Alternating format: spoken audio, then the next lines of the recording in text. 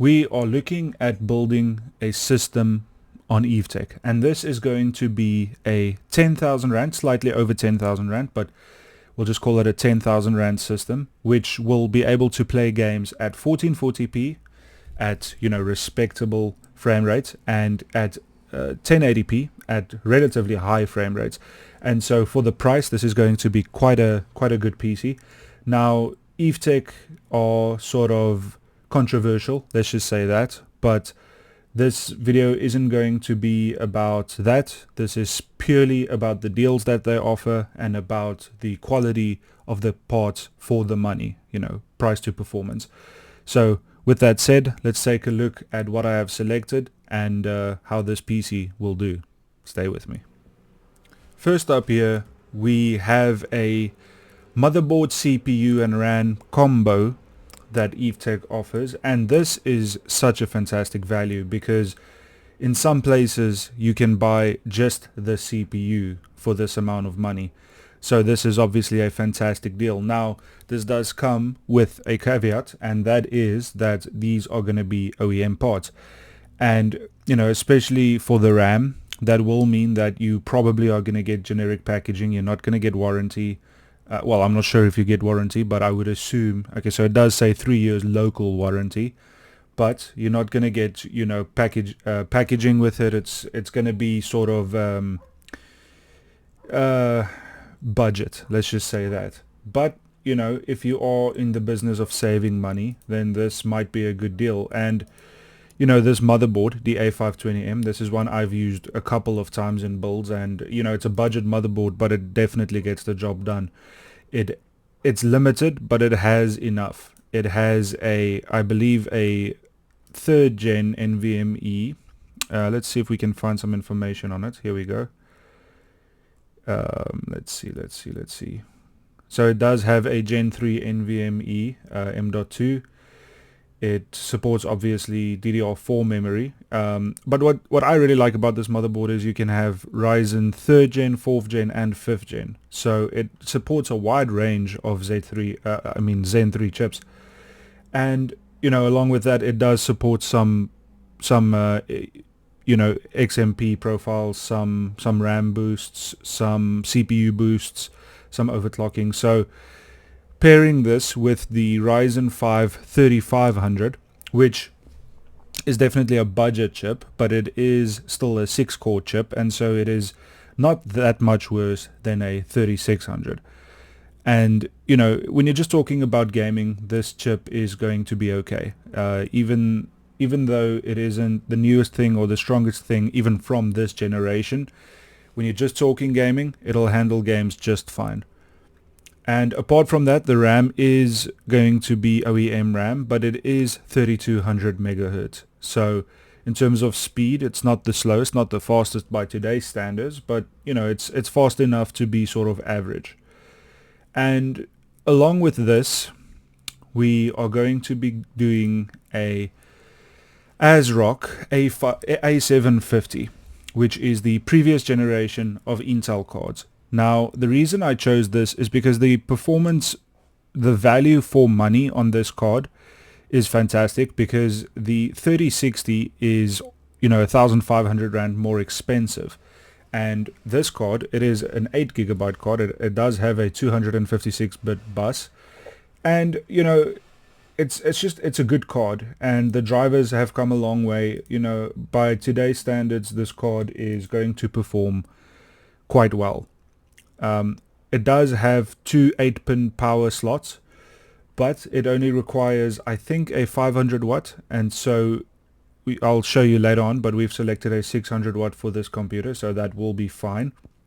And in terms of performance, this is going to be around the 2070, 2080, 3060, close to the 3070 in terms of performance, and it does obviously support XeSS, and overall, it's a great looking card. It runs games well, and there isn't too much to complain about. Now, some games don't like Intel cards, but if you can get over not playing those games, then I would say that this is a great option in the value range of graphics cards, because if you think about, because I was going to select a 3050 for this, but a 3050 is only R1,000 cheaper, and it's a lot worse. And the 3060 is, I believe, also a little bit worse, and that is more expensive.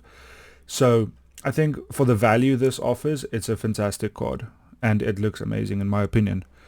Pairing with this, we will have just a standard NVMe drive, and this is a Gen 4, but this motherboard only supports Gen 3, so we will be locked at Gen 3 speeds. And apart from that, this is a 1 terabyte, and it's selling for 900 Rand, which that's sort of just the going rate now for 1 terabyte NVMe drives. So not too much to say on this. It's a decent drive, and it is what it is. Moving on to the case, and this is one that I've always wanted to try to use, and I think I selected the wrong one. I think I wanted to choose this one. So I wanted to choose the little brother. So this one is the newer version, which is a micro ATX case, and the younger brother, the older one, not the older brother, the one that's been existing for longer, this one is a mini ATX, not micro. And so it does support slightly larger motherboards. So just make sure to get your spacing right on that one. And both of them are fantastic cases. I really like the way they look. I think they have a very console look, which I really like, especially when building a PC like this that would probably be used, as just a gaming machine, quite possibly a console replacement PC. So I love the way these cases look. I really like the way this looks because it has like an industrial look, which I really, that's the kind of thing I always tend to go for. But apart from that, I always say there's a lot of cases you can choose from, and these days it's quite hard to find a bad case when you're not shopping on AliExpress, basically. So it doesn't really matter what case you go with, just make sure the size is fine and it has enough airflow, but this isn't going to be a high power requirement build anyway. So Evetech are known for their GumDias power supplies and GumDias cases, and I have chosen this GumDias power supply. It's a 600 watt.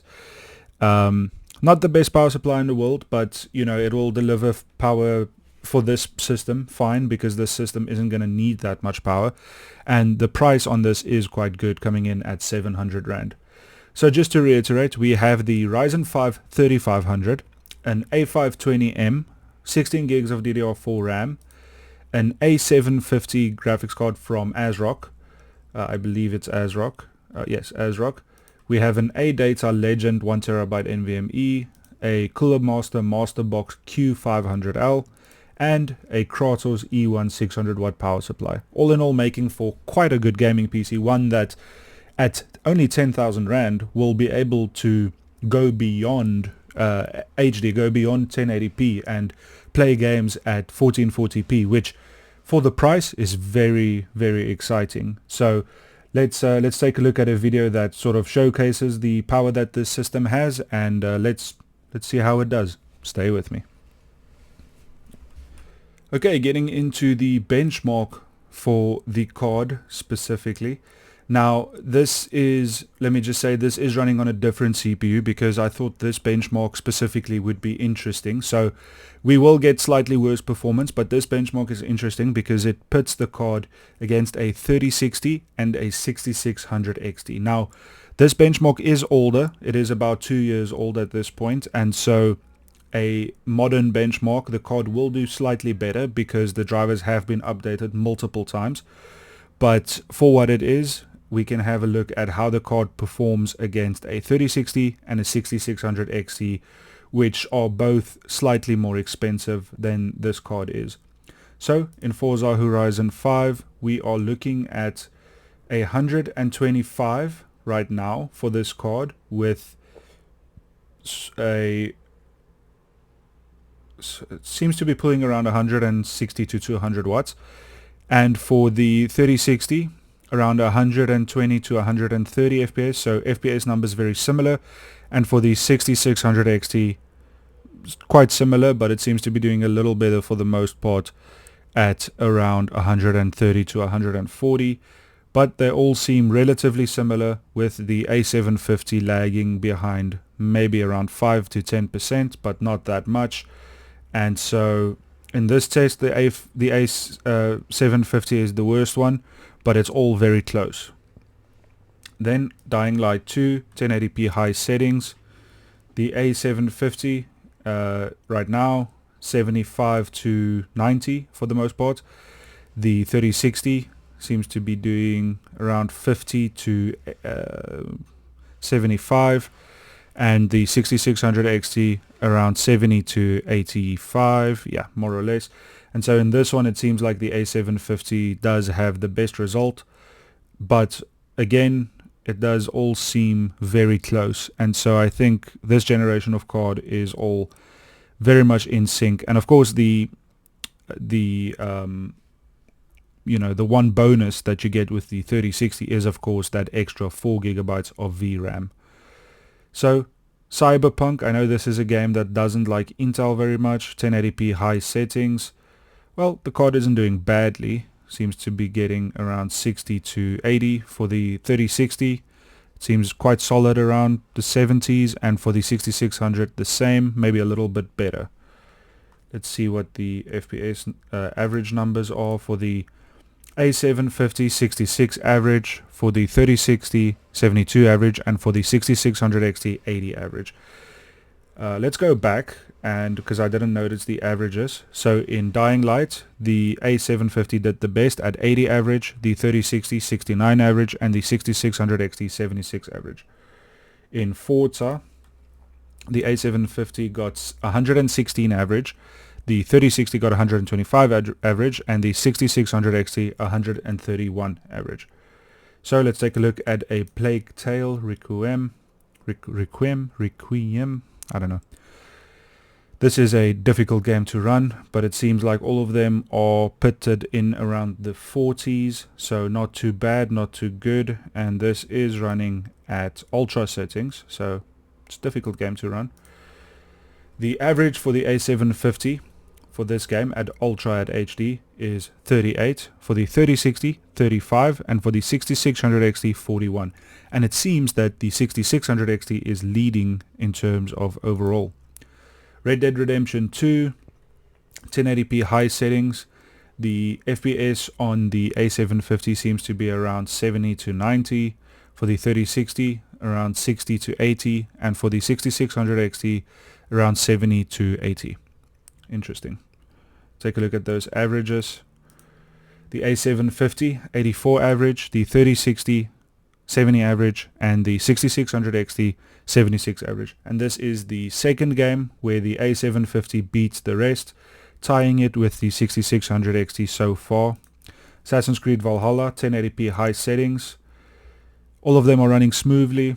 The 6600 has a big advantage in this one, but they are all getting quite high numbers. Let's take a look at the averages here. The A750 80 average, the 3060 87 average, and the 6600 XT 94 average. And we were running this at 1080p high settings. Good results for all of them, but the 6600 XT is leading in terms of this game and pretty much all of them really. 1080p high settings on Far Cry 6, and again they are all doing well, but the A750 is lagging behind in this one, with the 3060 blowing the rest away. Let's see those averages. The A750 got 80 average, which is a good result for high settings, but it's not amazing. The 3060 apparently got 69 average, so somewhere along the line it must have dipped a lot. That seems unrealistic to me. And the 6600 XT got 76. I'm not sure about that, because it seems to be getting around 150 for the most part. So I think the average was a mistake on this. I'm going to say the average seems more like 120 at the least, and 100 for the 6600 XT. It's only the A750 that was getting below 100 consistently. So I'm going to give this one to the 3060. CSGO, but remember, these tests are 2 years old.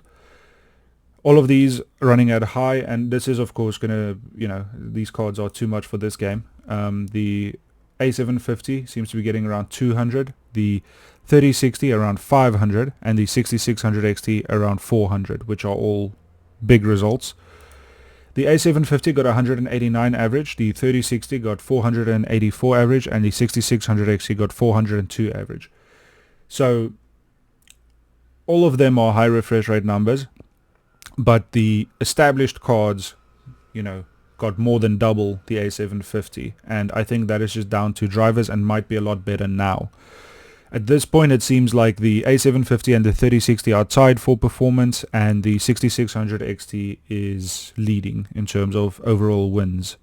Shadow of the Tomb Raider running at highest settings at 1080p. Seems like all of them are running this very well. Again, it seems like the A750 is lagging behind a little bit. Let's see those averages. A750 got 86 average, the 3060 got 101 average, and the 6600 XT got 104 average, giving it another win in terms of these three cards. Let's take a look at the one last one here. Horizon Zero Dawn, 1080p Ultimate. Seems like all of them are running this very well as well. And so I feel like these cards, for HD gaming, you don't need much more than this, to be honest. Now, I know these aren't the newest games. Your newest, most heaviest games, they might dip a little, but I do feel like you'll still get above 70 for those as well in terms of frame rate.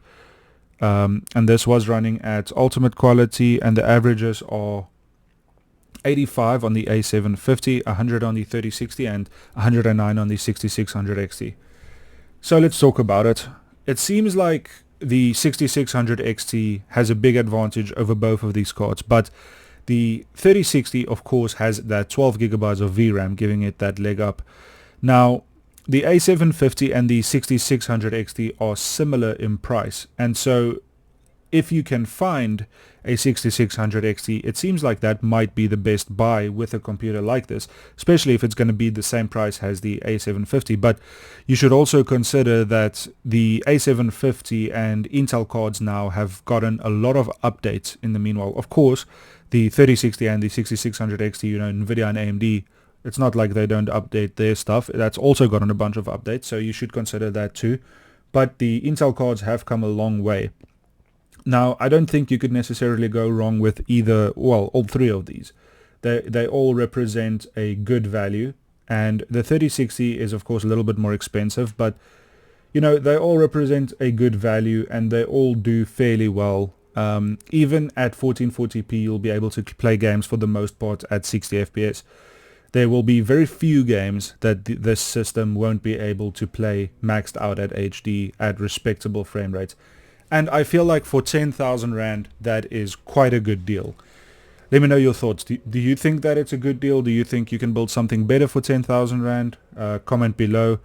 If you would like to see me do different shops, maybe Woodware, or if you have any other shops in South Africa or international, more eBay stuff, more Amazon stuff, let me know. Let me know what you would like to see. And thanks for watching. Thanks for the engagement lately. It's been a lot of fun to see the growth on the channel, and here's hoping that it continues.